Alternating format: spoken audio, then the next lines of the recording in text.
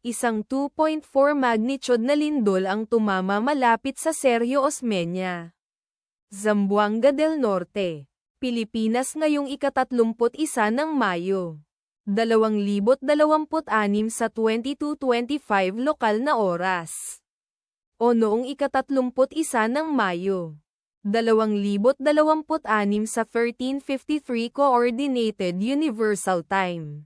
Tulad ng iniulat ng pagtuklas ng bulkan sa website nito, ang lindol ay matatagpuan sa mababaw na lalim na 14.0 na kilometro sa ibaba ng ibabaw.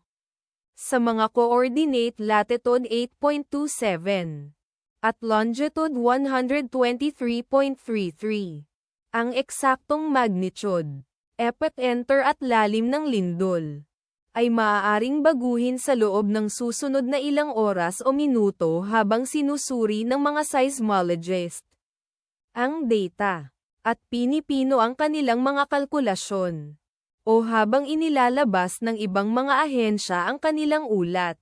Kabilang sa mga bayan o lungsod na malapit sa sentro ng lindol ang Dumingag, Zamboanga del Sur, na matatagpuan 13 kilometers, o humigit kumulang 8.07 milya mula sa sentro ng lindol. Sergio Osmeña, Zamboanga del Norte, na nasa 20 kilometers, o humigit kumulang 12.4 milya ang layo. Mahayag, Zamboanga del Sur, na nasa 20 kilometers, o humigit kumulang 12.4 milya ang layo. Siayan del Norte, 9 na milya ang layo-malayo. Ang inirerekomendang pagkilos ay maging mapagbantay para sa mga posibleng aftershocks na maaaring mangyari.